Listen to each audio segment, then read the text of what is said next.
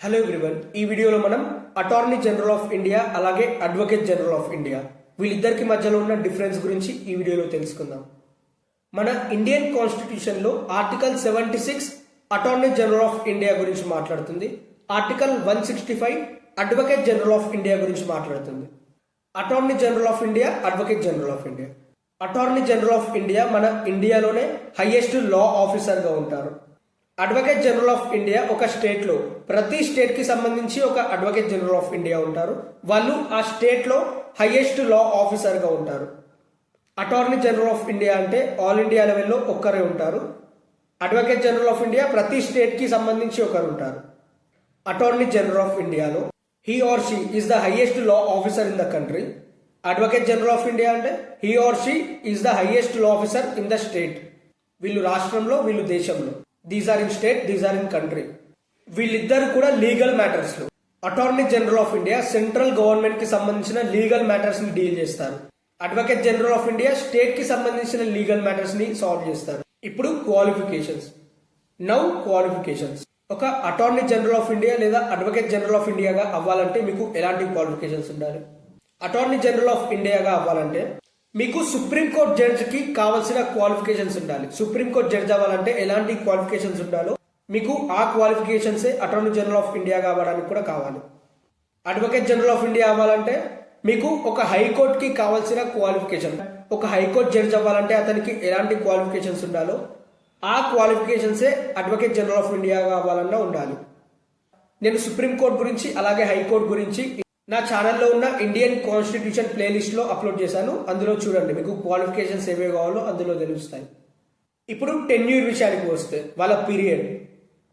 Attorney general of ఇండియాకి ఎలాంటి fixed tenure లేదు, ఎలాంటి ఫిక్స్డ్ పీరియడ్ లేదు. అలాగే అడ్వకేట్ జనరల్ కి కూడా ఎలాంటి ఫిక్స్డ్ పీరియడ్ లేదు.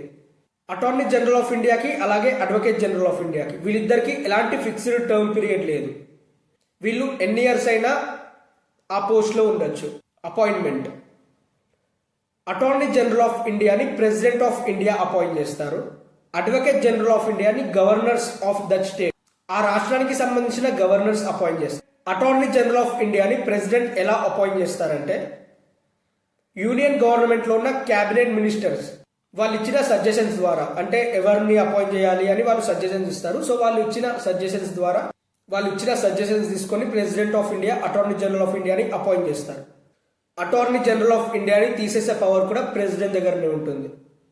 ఇప్పుడు అడ్వకేట్ జనరల్ ఆఫ్ ఇండియా విషయానికి వస్తే సేమ్ అడ్వకేట్ జనరల్ ఆఫ్ ఇండియాది కూడా same process.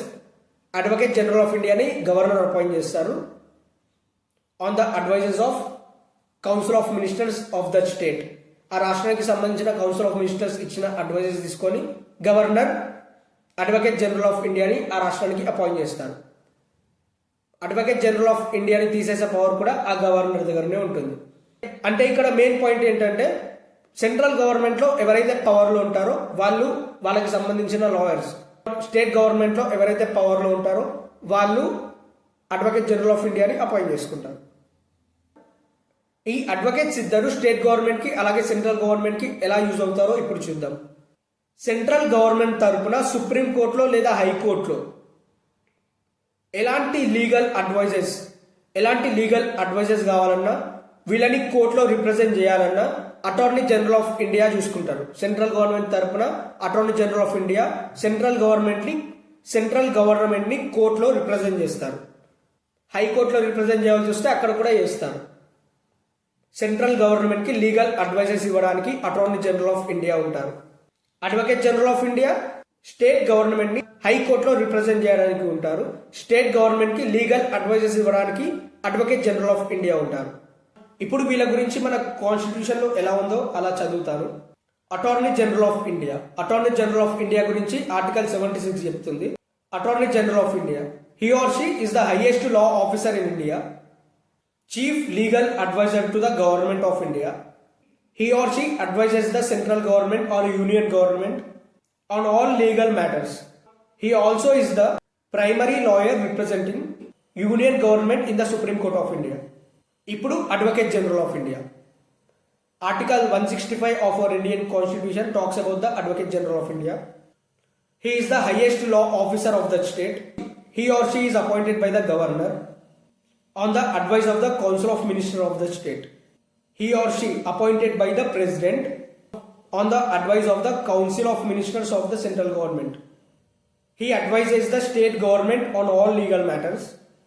The Advocate General of a state represents the state government in the High Court. Only governors have power to remove the Advocate General of India. Only President have power to remove the Attorney General of India. ఇది వచ్చేసి ఇవాళ video. ఈ video కనుక మీకు use అయింది అనుకుంటే please వీడియోని like చేయండి. అలాగే ఇలాంటి ఎడ్యుకేషన్ వీడియోస్ కోసం నా ఛానల్ని సబ్స్క్రైబ్ చేసుకోండి. Thanks for watching my video.